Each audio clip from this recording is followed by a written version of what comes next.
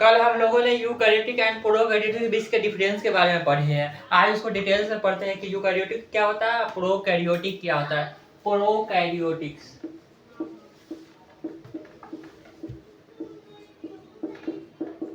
Prokaryotics में mainly आती है बैक्टीरिया। इसकी बैक्टीरियल सेप की बात की जाए, प्रोकैरियोटिक्स में मेनली आती है बैक्टीरिया। कौन सी आती है, बैक्टीरिया। अब बैक्टीरिया की अगर सेप की बात की जाए तो इसके 4 बेसिक शेप होते हैं। एक होते हैं, क्या होते हैं, बैसिलस यानी रॉड शेप। बैसिलस मतलब रॉड शेप। रॉड शेप मतलब ये जो बैसिलस प्रजाति के बैक्टीरिया, बैसिलस शेप के बैक्टीरिया है वो रॉड जैसा होती है। ये है एक बैक्टीरिया। स्पाइरलम दूसरा शेप के अनुसार आती है, स्पाइरलम आती है।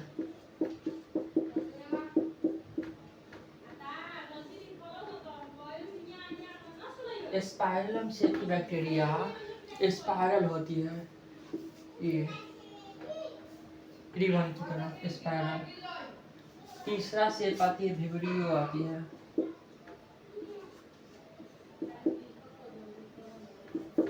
विब्रियो शेप की बैक्टीरिया जो होती है वो कॉमा शेप होती है, कॉमा शेप। कॉमा शेप ये ऐसा बैक्टीरिया। ये चौथा जो शेप आती है, जो सबसे ज्यादा फेमस शेप है, वो कोकस।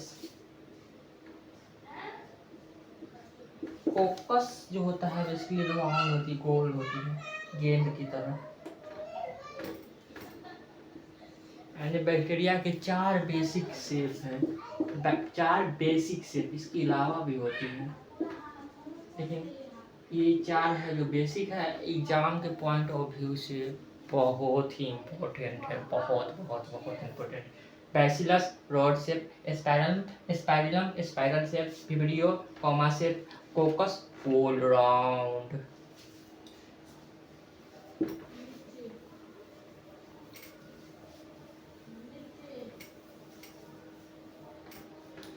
ये बैक्टीरिया प्रोकैरियोटिक्स में क्या आती है, बैक्टीरिया जो प्रोकैरियोटिक्स के आउटर सेल के बारे में हम लोग कल पढ़े थे।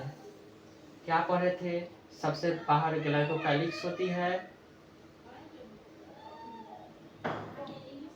उसके अंदर होती है सेल वॉल, और उसके अंदर होते हैं प्लाज्मा मेम्ब्रेन या फिर cell membrane. Glycocalyx cell wall, plasma membrane.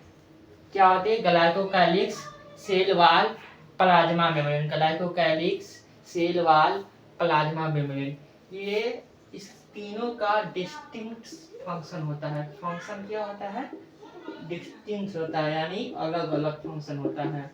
Function क्या होता है, डिस्टिंक्ट होता है, यानी अलग अलग। ग्लाइकोकाइलिक्स सेल वॉल प्लाज्मा मेम्ब्रेन, ये तीनों का फंक्शन होता है, क्या होता है, डिस्टिंक्ट होता है, अलग अलग ये फंक्शन परफॉर्म करते हैं। लेकिन ये तीनों एक साथ मिलके सिंगल प्रोटेक्टिव यूनिट की तरह काम करते हैं। सिंगल प्रोटेक्टिव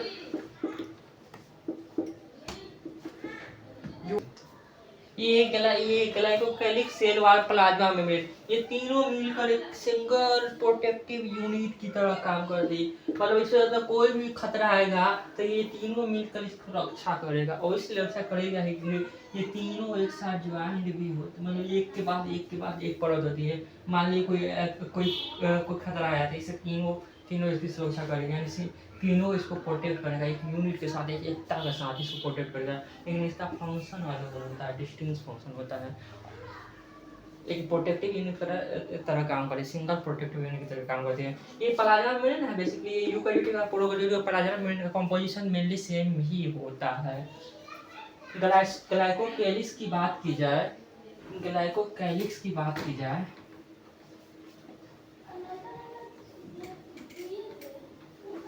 ग्लाइकोकाइलिक्स की बात की जाए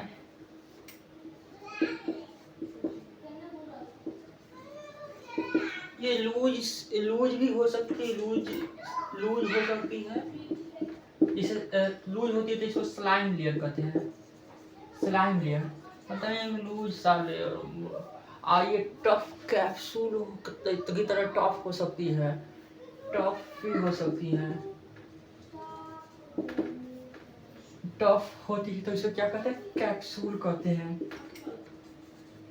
जब टफ होती है तो इसको ये टफ होके इसको एक जो एक्सट्रीम इन्वायरमेंट है उससे ये इसको रक्षा करती हैं।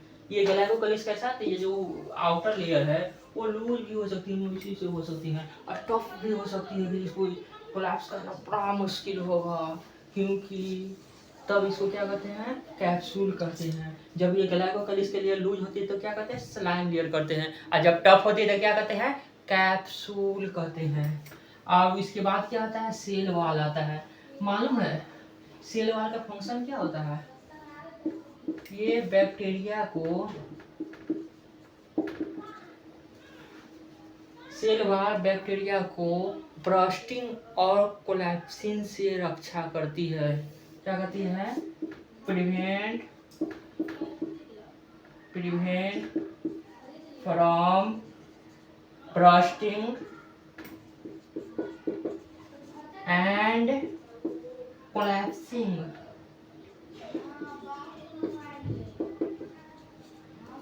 ये क्या करते हैं, ब्रस्ट मतलब कि ये बैक्टीरिया, ये ग्लाइकोकलिस है, उसके नीचे वाला लेयर क्या है, सेल वॉल है। अब बैक्टीरिया मान लो उसको अंदर पानी भर गया, बहुत ज़्यादा भर रहा है, फूल रहा है तो इसको ज़्यादा फूलने नहीं देता ताकि ब्लास्ट ना हो जाए। और मान लो बैक्टीरिया कोलैप्स हो रहा है, चिपक रहा है तो इसको तब भी रोकेंगे, क्योंकि ये रिजिड एक्सेप्टर होती है, मजबूत होती है। सेल वॉल क्या होती है, मजबूत होती है। जैसे ये स्लाइम लेयर लूज भी हो सकती है, कैप्सूल टफ भी हो सकती है, लेकिन हमेशा सेल वॉल रिजिड होती है, जो बैक्टीरिया को ब्रस्ट कोलैप्सिंग चिपकने से, ब्रस्ट फटने से बचाती है। मानव बैक्टीरिया स्टेन के आधार पर वो कैसा स्टेन लेता है, उसके आधार पर दो प्रकार के होते हैं। कितने प्रकार के होते हैं, दो प्रकार के बैक्टीरिया की बात की जाए। एक होती है ग्राम पॉजिटिव बैक्टीरिया और दूसरा होती है ग्राम निगेटिव बैक्टीरिया। एक होती है gram positive bacteria, gram positive bacteria.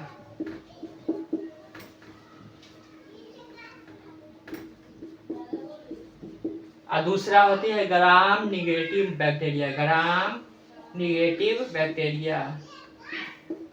Negative के आई भी यूज करते हैं, सिंबल यूज करते हैं निगेटिव लिखने के लिए, निगेटिव लिख सकते हो, निगेटिव बैक्टीरिया।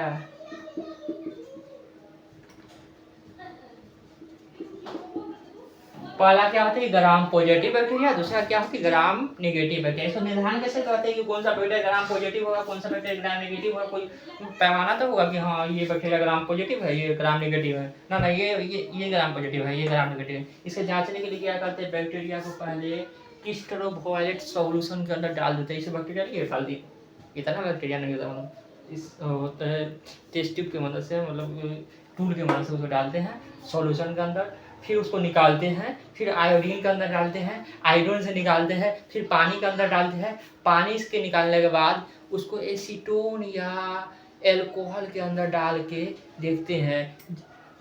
इसको क्या किए, क्रिस्टलोवायलेट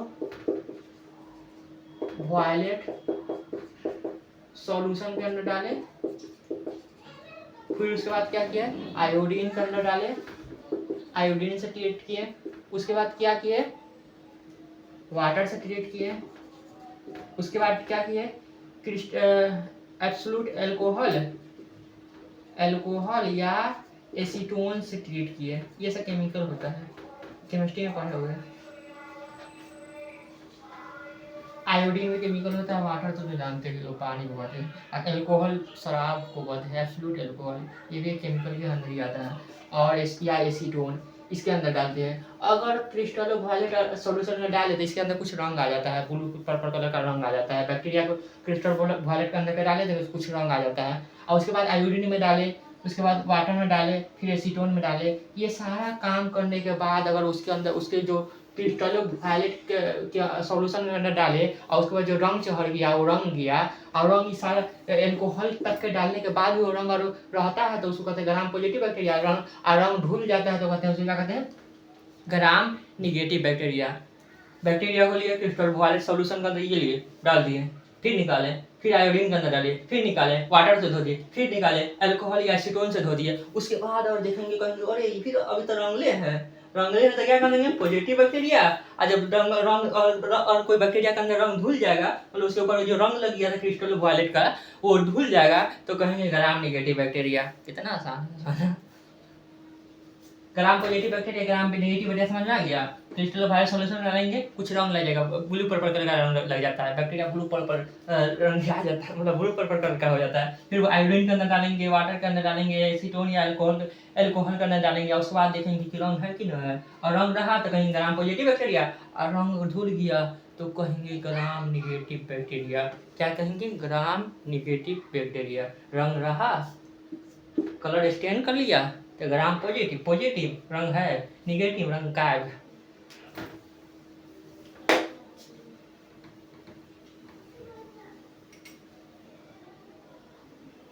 अब आता है प्रोकैरियोटिक का एक स्पेशल स्ट्रक्चर मीजोजोम। बतलाया था ना मीजोजोम क्या होता है। ये बैक्टीरिया है, ये बैक्टीरिया के ग्लाइकोकाइलिक्स है, उसके बाद क्या है सेल वाल है, उसके बाद क्या है पीएम प्लाज्मा मेम्ब्रेन है। जो प्लाज्मा मेम्ब्रेन है वो इनफोल्डिंग होकर क्या बनाता है मीजोजोम बनाता है। अंदर की तरफ धंस के क्या बनाता है मीजोजोम बनाता है। ये प्लाज्मा मेम्ब्रेन अंदर की तरफ धंस गया और जो धंस गया उस स्ट्रक्चर को क्या कहेंगे मीजोजोम कहेंगे। ये प्लाज्मा मेम्ब्रेन अंदर की तरफ धंस गया, प्लाज्मा मेम्ब्रेन अंदर की तरफ धंस गया। हाँ इतना ज्यादा भी धंस सकता है, उसे क्या कहते हैं क्या है ये क्या है मीजोजोम है। क्या है मीजोजोम है। ये प्लाज्मा मेम्ब्रेन अंदर की तरफ धंस गया तो मीजोजोम। मीजोजोम का काम क्या होता है ये अलग अलग टाइप के होते हैं मतलब ये गोलू सा बन गया तो वेजाइकल टाइप का हो गया। अलग अलग शेप के होते हैं, अलग अलग आकार के होते हैं। ट्यूबुलर हो गया और मान लो कि ये मीजोजोम है। ये क्या है ये मीजोजोम है। ऐसे आके ये ऐसे को कैसे हो गया ये ऐसा शेप रहेगा तो क्या कहेंगे लेमिनर कहेंगे। वेजाइकल गोलू सा हो गया, लेमिनर लंबी से हो गया, ट्यूबुलर ट्यूब की तरफ बाहर निकल गया उसे ट्यूबुलर कहेंगे। मालूम है इसका काम क्या होता है बहुत काम करता है। इसका काम क्या होता है ये डीएनए रेप्लिकेशन और डॉक्टर सेल डीएनए ये काम की लिखते हैं। मीजोजोम के काम की बात की जाए मीजोजोम होता क्या मालूम है ये क्या होता है समझिए ना extension of plasma membrane toward the cytoplasm. इसका काम क्या होता है एक्सटेंशन अंदर की तरफ धंसा हुआ प्लाज्मा मेम्ब्रेन को अंदर की तरफ उभर जाना उसको क्या कहते हैं उसको मीजोजोम कहते हैं। मीजोजोम का काम क्या होता है ये डीएनए रेप्लिकेशन मदद करता है। कैसे करता है डीएनए रेप्लिकेशन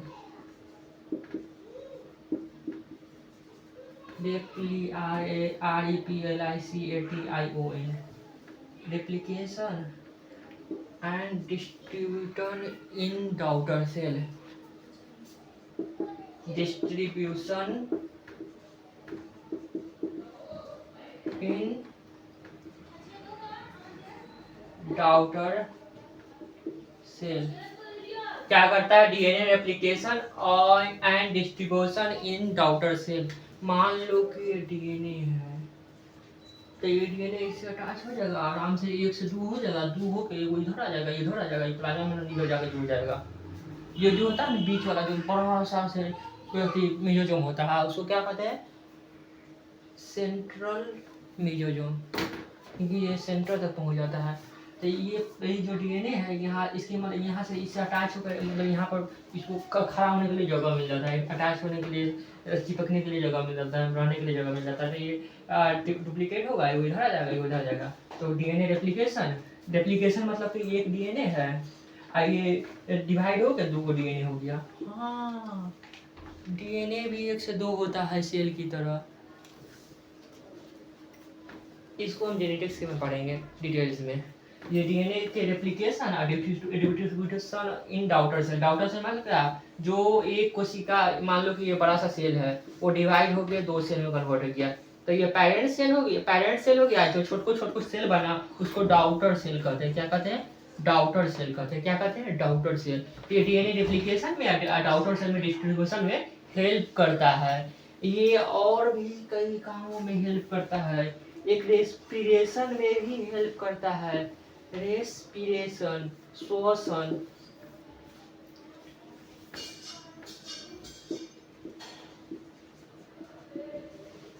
रेस्पिरेशन में भी हेल्प करता है। रेस्पिरेशन में कैसे हेल्प करता है? जो भी रेस्पिरेशन होता है, श्वसन होता है, ये मान लो ये मेसोजोम है, इसके सरफेस पर होता है, तो ये रेस्पिरेशन में भी हेल्प करता है। ये रेस्पिरेशन में भी हेल्प करता है। तीसरा काम क्या है? ये सेल वॉल फॉर्मेशन में भी हेल्प करता है। सेल वॉल फॉर्मेशन में भी हेल्प करता है। मान लो कि ये सेल है, ये सेंट्रल वाला मेसोजोम है, ये जाके इधर से अटैच हो गया, ये अटैच हो गया, ये वो सेल डीएनए रेप्लिकेशन में हेल्प किया, डिस्ट्रीब्यूशन डॉटर सेल हेल्प किया। एक डीएनए इधर आ गया, एक डीएनए, ये डीएनए डिवाइड हो गया, 2 हो गया, अब इधर आ गया, अब ये इधर जाके चिपक गया। अब ऐसे प्लाज्मा मेम्ब्रेन, ये एगो सेल हो गया, ये दूसरा सेल हो गया। क्या जरूरत है बनाने के? सेल बनाने की जरूरत है, यहाँ पर सेल बन जाएगा। तो सेल वॉल बनाने में भी हेल्प करता है, रेस्पिरेशन में भी हेल्प करता है, और क्या हेल्प करता है? सिक्रीशन में भी हेल्प करता है। सिक्रीशन,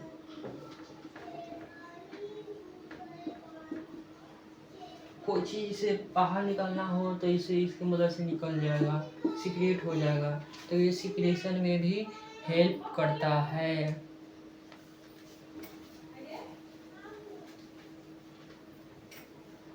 मालूम है, ये इम्पोर्टेंट है कि मेसोजोम का काम का होता है। ये अक्सर अक्सर अक्सर एग्जाम में, नीट जैसे एग्जाम में पूछ लिया जाता है। इसके क्वेश्चन भी बहुत सारे बनते हैं। प्रोकैरियोटिक के बारे में जान रहे थे, प्रोकैरियोटिक के मेसोजोम के बारे में जानते। प्लाज्मा मेम्ब्रेन मालूम है? प्लाज्मा मेम्ब्रेन पीएम यानी प्लाज्मा मेम्ब्रेन या सेल मेम्ब्रेन। प्लाज्मा मेम्ब्रेन या सेल मेम्ब्रेन। प्लाज्मा मेम्ब्रेन या सेल मेम्ब्रेन। प्लाज्मा मेम्ब्रेन या सेल मेम्ब्रेन, सीएम या सेल मेम्ब्रेन, ठीक है ना। ये सेलेक्टिव परमिएबल होता है। पहला क्या था? ग्लाइकोकालिस था, उसके अंदर क्या था? सेल वाल था। सेल वाल के बाद क्या हुआ? प्लाज्मा मेम्ब्रेन हुआ। प्लाज्मा मेम्ब्रेन क्या होता है? सेलेक्टिव परमिएबल होता है। सेलेक्टिव परमिएबल होता है। सेलेक्टिव परमिएबल मतलब क्या? मतलब कि ये सेलेक्ट करता है कि कौन सी चीज सेल के अंदर आएगा, कौन सी चीज नहीं आएगा, कौन सी चीज सेल से बाहर जाएगा, कौन सी चीज सेल से बाहर नहीं जाएगा। ये सारा ये डिसाइड करता है। इसके ऊपर कुछ कुछ प्रोटीन के चैनल होते हैं जो हेल्प करते हैं कि ये चीज़ बाहर जाएगा, ये चीज़ बाहर नहीं जाएगा। हाँ, ये काम का चीज़ है, आने दो अंदर। कोई काम का चीज़ है, अरे हाँ ये तो काम का चीज़ है, आने दो इसको। सेल वाइज डिसाइड करता है, ये cell sorry plasma membrane selective permeable होता है। सिलेक्ट करके अंदर लेता है कि हाँ ये ठीक है, आने दो, अरे ये ठीक नहीं, इसको बाहर करो, निकम्मा चीज़ आ रहा है। फिर और कोई चीज़ यहाँ निकम्मा चीज़, मतलब कि जिसको बाहर भेज रहा हो तो उसको पता है हाँ बाहर जाना है, क्या काम है, हाँ जाओ बाहर, अंदर आना है आओ। या सेलेक्ट कर करके कोई चीज़ को बाहर भेजता है, कोई चीज़ को अंदर आने देता है। यानी प्लाज्मा मेम्ब्रेन सेलेक्टिव परमिएबल होता है। ये सेलेक्ट करता है कि हाँ तुमको अंदर आना है, क्या काम है, हाँ तो उसको लगता है कि काम का चीज़ अंदर आओ, इसको लगता है कि ना काम का चीज़ बाहर जाओ, इसको लगता है कि हाँ इसको दूसरी चीज़ की जरूरत है, बाहर जाओ, अंदर आओ, बाहर जाओ। मतलब सेलेक्ट करता है कि इसको आना है, इसको नहीं आना है, इसको आना है। कैसे सेलेक्ट करता है? प्रोटीन की मदद से। बहुत सारे प्रोटीन चैनल होते हैं, बहुत सारे इसके ऊपर रिसेप्टर होते हैं, उसकी मदद से ये तय करता है कि ये इसको अंदर आने देना है, इसको तो बाहर भगा देना है, आने ही नहीं देना है। प्लाज्मा मेम्ब्रेन सेलेक्टिव परमिएबल होता है। मालूम है इंटरेस्टिंग फैक्ट, ये प्रोकैरियोटिक का प्लाज्मा मेम्ब्रेन और यूकैरियोटिक का प्लाज्मा मेम्ब्रेन लगभग सेम ही होता है, सेम ही होता है। ये भी लिपिड प्रोटीन का बना होता है, वो भी लिपिड प्रोटीन का बना होता है। प्लाज्मा मेम्ब्रेन मेसोजोम के बाद जानते कि बैक्टीरिया का चलता कैसे है? क्या उसको भी पैर हाथ होता है क्या हमारे तरह? ये बैक्टीरिया है, मालूम है। सभी बैक्टीरिया में तो नहीं, लेकिन कुछ कुछ बैक्टीरिया में, सम बैक्टीरिया में फ्लैजिला पाया जाता है। फ्लैजिला कौन सा वाला है फ्लैजिला? जानते देखो, ये है ना, इसकी पूंछी सा निकल जाएगा। ये इसका जो बेस है वो मुख हो गया, तो बन जा। हाँ, ये क्या हो गया? फ्लैजिला हो गया। फ्लैजिला का क्या मतलब? बैक्टीरिया को वाटर के अंदर चलाने में मदद करता है। ये मोटर के यहाँ मोटर की तरह ही घूमता है, इसे मोटर की तरह जैसे राउंड राउंड राउंड राउंड घूमेगा, बैक्टीरिया आगे बढ़ेगा। ये क्या करता है? बैक्टीरिया को लोकोमेशन में हेल्प करता है। ये क्या है? फ्लैजिला है। पूरे को क्या कहते हैं? पूरे को फ्लैजिला कहते हैं। फ्लैजिला इसका जो बेस है, जहाँ पर ये अटैच है बैक्टीरिया से, उसको क्या कहते हैं? बेसल पार्ट कहते हैं, बेसल बॉडी। अटैच है उसको क्या कहते हैं? बेसल बॉडी कहते हैं। और ये जो छोटू सा बेसल बॉडी के बगल वाला पार्ट है, उसे क्या कहते हैं? हुक कहते हैं। क्या कहते हैं? हुक कहते हैं। क्या कहते हैं? हुक कहते हैं। ये लंबा सा निकला हुआ बाहर पार्ट है, उसको क्या कहते हैं? फिलामेंट कहते हैं। क्या कहते हैं? फिलामेंट कहते हैं। नाम है इसका, इसका नाम फ्लैजिला है। ये क्या करता है? लोकोमोशन में, बैक्टीरिया के लोकोमोशन में हेल्प करता है, मूवमेंट में हेल्प करता है। बैक्टीरिया को मूवमेंट में, बैक्टीरिया को जाना हो यहाँ छत्ता को कहीं मतलब जाना हो, तो ये बैक्टीरिया इसको ऐसे गोल गोल नचाएगा, इसी से नाचेगा। यहाँ पर मोटर जैसा लगा हुआ रहता है, ये इसी से नाचता है, बैक्टीरिया आगे बढ़ते रहता है। ये इसी से नाचते रहता है, बैक्टीरिया आगे बढ़ते रहता है। तो बैक्टीरिया के लोकोमोशन में हेल्प करता है। क्या सभी बैक्टीरिया के अंदर, ये सभी प्रोकैरियोटिक के अंदर पाए जाते हैं? नहीं, सभी प्रोकैरियोटिक के अंदर फ्लैजिला नहीं पाए जाते हैं। बैक्टीरिया के अंदर कुछ और भी चीज पाए जाते हैं फ्लैजिला के अलावा भी। हाँ, पिल्ली एंड फिम्बरी, ये दो स्ट्रक्चर है, वो भी कुछ कुछ बैक्टीरिया के अंदर पाए जाते हैं। पिल्ली ट्यूबुलर स्ट्रक्चर होता है। एक पिल्ली की बात, पिल्ली की बात की जाए, पिल्ली की, तो ये ट्यूबुलर स्ट्रक्चर होता है। क्या होता है? ट्यूबुलर स्ट्रक्चर होता है, जो क्या चीज से बना होता है? पिलीन प्रोटीन से बना होता है। ये होता कैसा है? मतलब कि ये देखो बैक्टीरिया है, ये एटेरिक है ना, इसको बड़ी छोटू छोटू संरचना निकला रहेगा बाल की तरह। बैक्टीरिया मतलब बहुत छोटा होता है बैक्टीरिया। ये भी बैक्टीरिया से भी बहुत छोटा होता है, इतना छोटा होता है कि आँख से तो देख नहीं सकते हो। ये ब्रह्म निकाल दो कि बाल की तरफ बोल रहे हैं कि तो मतलब बड़ा सा होगा, छोटू छोटू सा होता है। ये क्या होता है? पिल्ली होता है। ये क्या होता है? ट्यूबुलर स्ट्रक्चर होता है, जो पिलीन प्रोटीन से बना होता है। पिलीन नाम के प्रोटीन से मिलके ये बनता है। क्या चीज से बनता है? पिलीन प्रोटीन से मिलकर बनता है। ये फिबरी होता है, फिबरी, ये भी छोटू छोटू सा एकदम छोटू छोटू सा स्ट्रक्चर होता है पूरे बैक्टीरिया में। ये क्या होता है? ब्रिस्टल स्ट्रक्चर होता है। ब्रिस्टल स्ट्रक्चर मतलब खड़े बाल की तरह स्ट्रक्चर होता है। और ये क्या चीज कैसा रहता है? ब्रिस्टल स्ट्रक्चर होता है, ब्रिस्टल फाइबर की तरह होता है, ब्रिस्टल फाइबर की तरह होता है।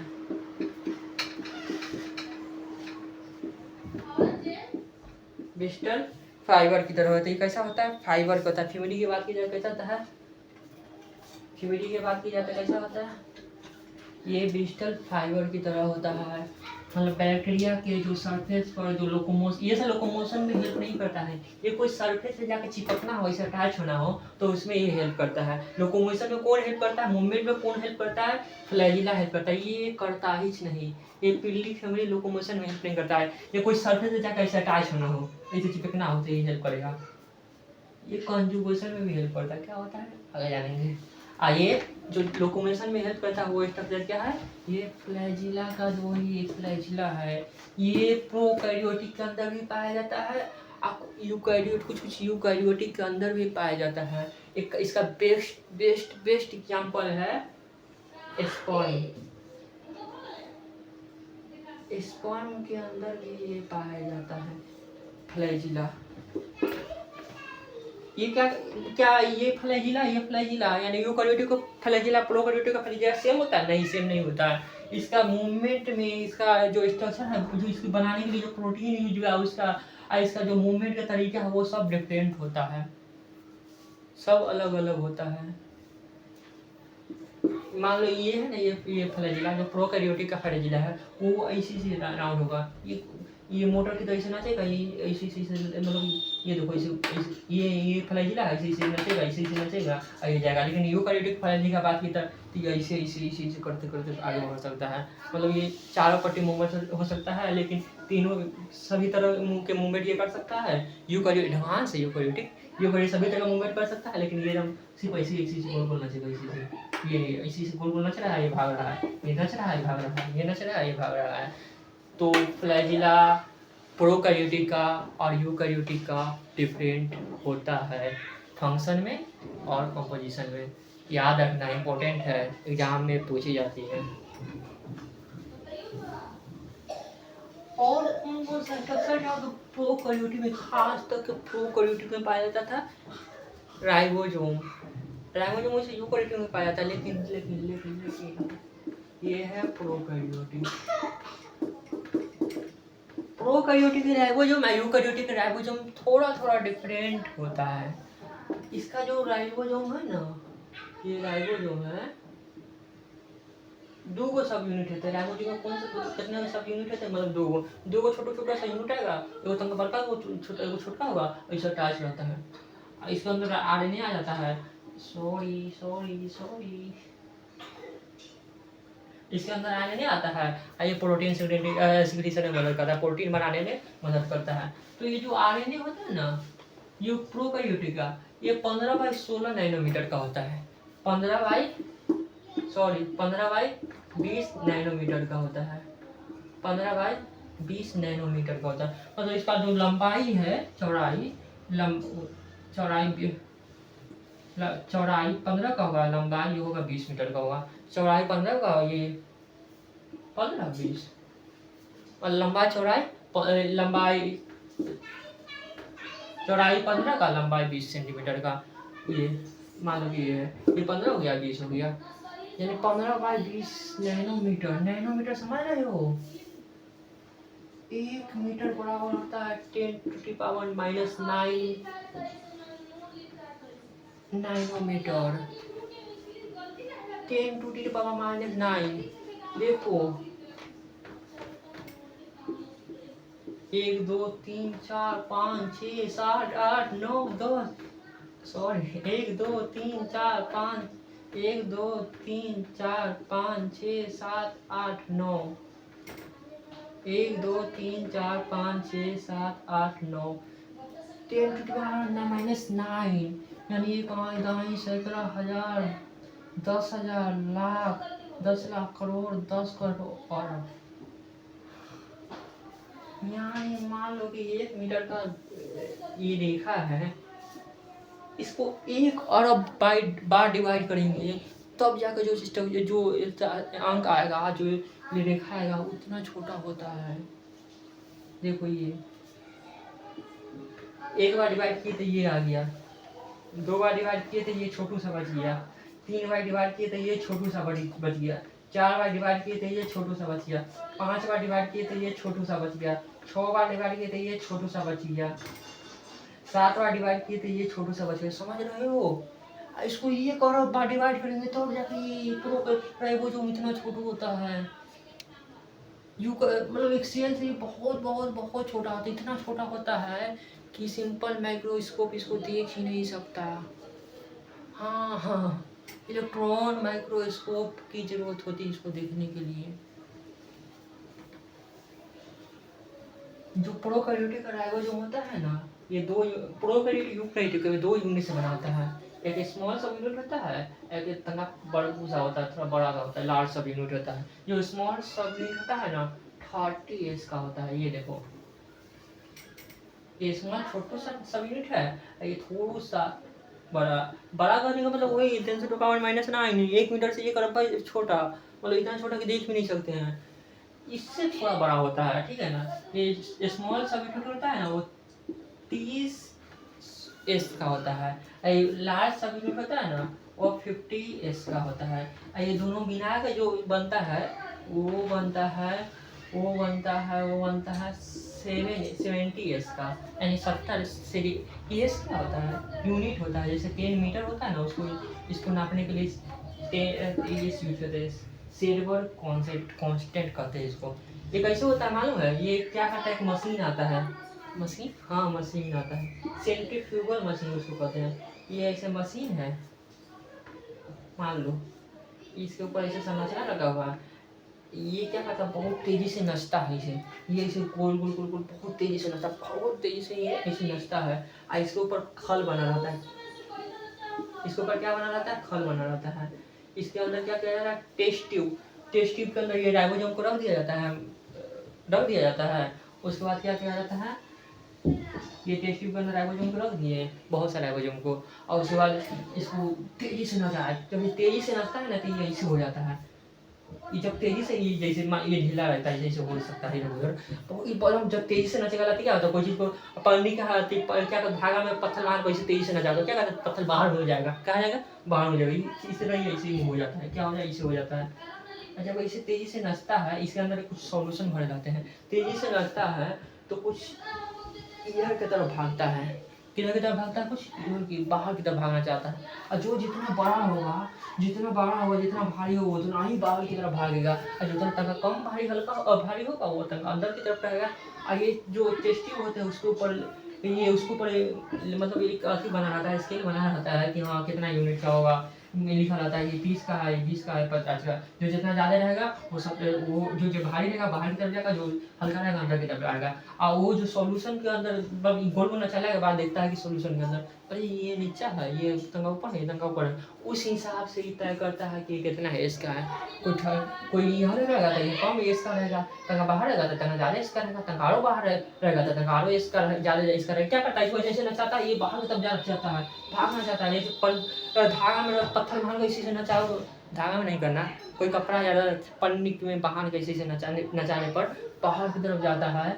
उसी तरह ये भी बाहर की तरफ भागना चाहता है, जो जितना ज़्यादा भारी रहेगा उतना बाहर की तरफ भागेगा। इसके अंदर सॉल्यूशन भरा रहता है, सॉल्यूशन के कंपोजिशन कोई चीज़ का भी भरता है, और जो जितना बाहर रहेगा वो उतना ज़्यादा इसका होगा, जो जितना अंदर रहेगा वो उतना कम इसका होगा। समझ गया? तो जो प्राकृतिक का राइबोसोम है, राइबोसोम क्या है, राइबोसोम बतलाया है, राइबोसोम के ऊपर कोई मेम्ब्रेन नहीं होता है। ये इम्पोर्टेंट क्वेश्चन है, नेट में पूछ लिया जाता है, और भी कई एग्जामों में इसको पूछ लिया जाता है। तो राइबोसोम के ऊपर कोई भी मेम्ब्रेन नहीं होता है। ऑब्वियसली प्रोकैरियोटिक के अंदर पाया जा रहा है तो मेम्ब्रेन तो होना ही नहीं है, तुमको मालूम है ना। प्रोकैरियोटिक के जो भी अंदर पाया जाता है उसके अंदर मेम्ब्रेन नहीं होता है। प्रोकैरियोटिक के अंदर केवल एक मेम्ब्रेन होता है, वो सेल मेम्ब्रेन होता है, अंदर कोई भी मेम्ब्रेन नहीं पाया जाता है। लेकिन यूकैरियोटिक के अंदर मेम्ब्रेन बाउंड ऑर्गेनेल पाए जाते हैं। तो राइबोसोम का जो होता है 30 होता है, 50 होता है। यही और यूकैरियोटिक की बात की जाए, प्रोकैरियोटिक के बारे में बात कर रहे हैं। और यूकैरियोटिक की बात की जाए, यूकैरियोटिक की बात की जाए तो उसका जो स्मॉल सब यूनिट होता है 40 का होता है, तो बड़का वाला होता है वो 60 का होता है।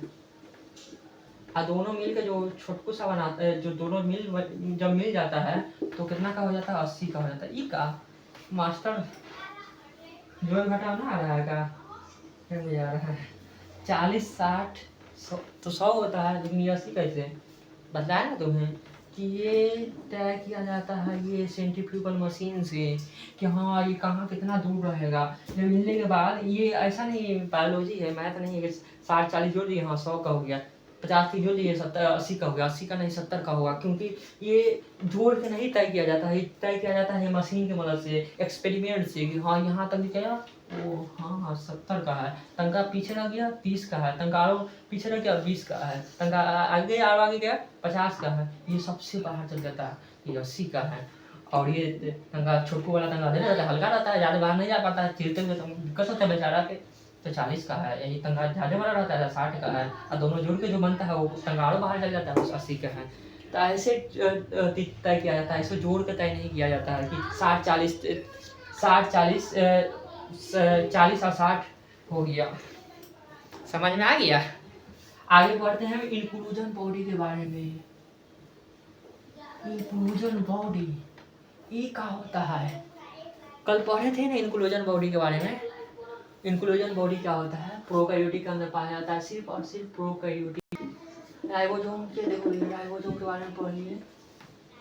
क्या होता है? 30 एज का होता है और 50 एज का होता है, दोनों मिलकर क्या होता है? 70 एज का होता है। 80 एज का नहीं, 70 एज का।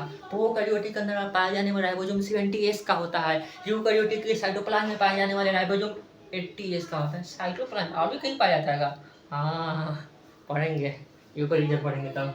ये राइबोसोम है ना, मालूम है? पॉली राइबोसोम बनाता है यूकैरियोटिक के अंदर। प्रोकैरियोटिक करने हुए, लेकिन यूकैरियोटिक की बात कर रहे हैं, सॉरी प्रोकैरियोटिक की बात कर रहे हैं। तो प्रोकैरियोटिक के अंदर ये राइबोसोम पॉली राइबोसोम बनाता है, यूकैरियोटिक के अंदर भी बनाता है। अभी हम प्रोकैरियोटिक की बात कर रहे हैं। पॉली राइबोसोम बनाता है। पॉली राइबोसोम क्या होता है कि ये आरएनए होता है। आरएनए क्या होता है? डीएनए से आरएनए बनता है। जैसे देखो इसके अंदर से डीएनए के अंदर डीएनए कहाँ होता है मालूम है ना? प्रोकैरियोटिक डाउन सा डीएनए होता है। यूकैरियोटिक के अंदर यूकैरियोटिक का डीएनए न्यूक्लियस के अंदर होता है। ये क्या होता है? हेरिडिटी कार्बो इनहेरिटेट करता है। सारा की आधार डीएनए का होता है। आदमी कैसा दिखेगा, कैसा ना होगा, किसका हाइट होगा, कैसा चेहरा होगा, कैसा आँख होगा। आँख का कलर भी डीएनए डिसाइड करता है। कैसा रंग होगा, सारा डीएनए डिसाइड करता है। तो ये डीएनए है, डीएनए से डीएनए के ट्रांसक्रिप्शन से आरएनए बनता है। ये आरएनए क्यों बनता है? प्रोटीन बनाने के लिए। सेल की कुछ प्रोटीन की जरूरत होती है तो कहता है डीएनए के बाद डीएनए कुछ बनाना है। क्या बनाना है? प्रोटीन बनाना है। तो डीएनए का रुक बदलाते हैं। तो कहता है हम अपना आरएनए के भेजा लो, ये आरएनए के भेज दिया, आरएनए को भेजा, ये डीएनए से आरएनए बना। डीएनए ने देखा कि हाँ ये कोड के प्रोटीन बनाना है, तो इस पर कोड लिखा रहता है कि हाँ क्या चाहिए, कैसा प्रोटीन होना चाहिए। सारा इन्फॉर्मेशन आरएनए के पास होता है। ये आरएनए क्या करता है? प्रोटीन बनाता है। ये आरएनए क्या होगा? साइटोप्लाज्म में जाएगा। साइटोप्लाज्म से आरएनए, जैसे आरएनए आएगा इसको एमआरएनए कहते हैं, मैसेंजर आरएनए कहते हैं। मतलब मैसेज लेके आया, इसका मैसेज डीएनए का मैसेज लेके आया। डीएनए बॉस खुद कुछ ना करता है, ऑर्डर देते रहता है, हाँ ये करो ऐसे वाला टाइप के। तो ये डीएनए है, ये आरएनए है, एमआरएनए आया, राइबोसोम देखा वो एमआरएनए आया है, तो इसको पर जाकर अटैच हो जाता है।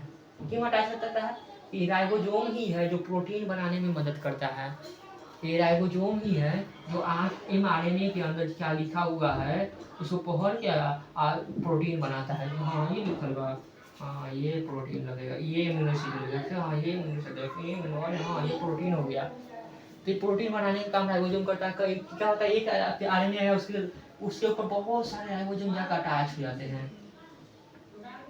ये होता क्या कि जैसे माने ना रहा है, अरे हम भी जाएंगे, हम भी प्रोटीन बनेंगे, हम भी बनेंगे, सारा जाकर अटैच हो जाता है इसके ऊपर, बहुत सारा जाके इसके ऊपर छुटकू। अब मालूम है स्मॉल समीट और लार्ज समीट दोनों मिलकर ही प्रोटीन बनाता है। ऐसे तो नॉर्मली ऐसे घूमते फिरते रहेगा, देखिए कोई माने ना आगे जाके चिपक जाएगा।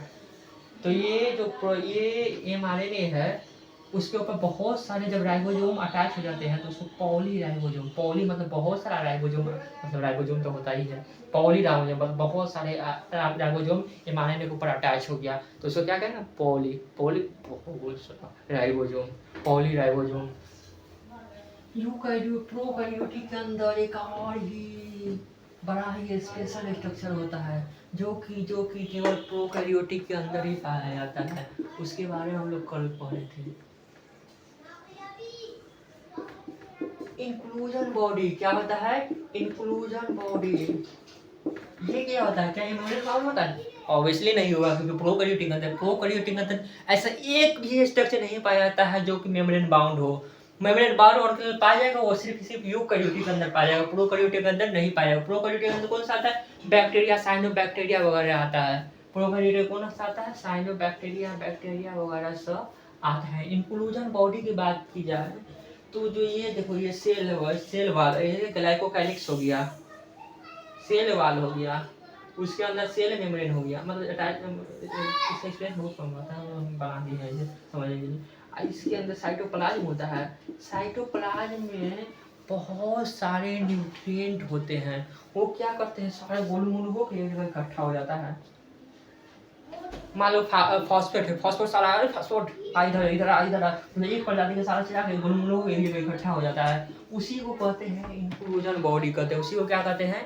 इंक्लूजन बॉडी कहते हैं। ये सारा एक जगह इकट्ठा होता है, उसको इंक्लूजन बॉडी बदलाने के बहुत सारे जो साइटोप्लाज्म के अंदर न्यूट्रिएंट तैरते हुए रहते हैं, वो एक जगह इकट्ठा हो जाता है। जो जब इकट्ठा हो उसी को इंक्लूजन बॉडी कहते हैं। मान लो कि ग्लाइकोजन केमिकल है, फॉस्फेट केमिकल है, एलिमेंट है, मॉलिक्यूल है, वो यहाँ इकट्ठा हो गया। इसे बहुत सारे एक जगह इकट्ठा हो गया, एक जगह इकट्ठा होता है, उसको क्या कहेंगे? इंक्लूजन बॉडी कहेंगे। इंक्लूजन बॉडी के ऊपर मेम्ब्रेन नहीं होता, क्योंकि ये हर केमिकल एक जगह इकट्ठा होकर बनाते हैं। फॉस्फेट एक जगह इकट्ठा हो गया, फॉस्फेट ग्रेनुल बना के, ग्लाइकोजन एक जगह इकट्ठा हो गया, ग्लाइकोजन ग्रेनुल बना लिया। ग्रेनुल मतलब कि दानेदार स्ट्रक्चर, ग्रेनुल इकट्ठा होकर बनाते हैं। इसके ऊपर क्या होते हैं? मेम्ब्रेन नहीं होते। मेम्ब्रेन नहीं है, ये एक जगह इकट्ठा हो गया, बना लिया। इसको मेम्ब्रेन कहाँ से गई? मतलब बहुत सारा चीज मिल गया, एक जगह से इकट्ठा हो गया, मेम्ब्रेन की जरूरत ही नहीं पड़ता है इसको। तो क्या कहते हैं? मेम्ब्रेन नहीं होते हैं, इम्पोर्टेंट है। ऐसा पूछ देगा निम्नलिखित में, सॉरी फॉलोइंग जो नीचे लिखा हुआ है, निम्नलिखित में कौन से ऐसा स्ट्रक्चर है जिसके ऊपर मेम्ब्रेन नहीं होता है? ऑप्शन दे देगा, इंक्लूजन बॉडी दे देगा, दूसरा दे देगा राइबोसोम दे देगा, तीसरा दे देगा लाइसोसोम दे देगा, चौथा दे देगा माइटोकॉन्ड्रिया दे देगा। अगर देगा इसमें से एक सही है, 2 सही है, 3 सही है, 4 सही है, तब तुम क्या कहोगे? तुम्हें तो पता है कि राइबोसोम के ऊपर मेम्ब्रेन नहीं होता है, इंक्लूजन बॉडी के ऊपर मेम्ब्रेन नहीं होता है, यानी 2 करेक्ट है, 2 गलत रहेगा। इंक्लूजन बॉडी कौन कौन से होते हैं? Phosphate granule. क्या होता है? Phosphate granule. दूसरा क्या होते हैं? Glycogen granule.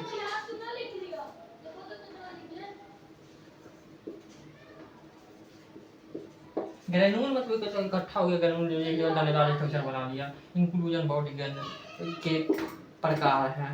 और क्या होते हैं इंक्लूजन बॉडी के? क्या एग्जाम्पल क्या है? साइनोफाइसियल ग्रेन्यूल, साइनोफाइसियल ग्रेन्यूल। इंक्लूजन बॉडी समझ गए ना? बहुत सारा जो केमिकल एक जगह इकट्ठा हुआ, वो ब्लू से स्ट्रक्चर बना है, उसको इंक्लूजन बॉडी कहेंगे। ठीक है, इंक्लूजन बॉडी क्या है? फॉस्फेट ग्रेनुल आ गया, ग्लाइकोजन ग्रेनुल आ गया, साइनोफाइसियल ग्रेनुल आ गया। इसे इंपॉर्टेंट है, एग्जांपल भी इंपॉर्टेंट है, क्योंकि ये सर एनसीईआरटी के अंदर होता है। जो एनसीईआरटी के अंदर होता है वो नीट के लिए तो बहुत इंपॉर्टेंट होता ही है।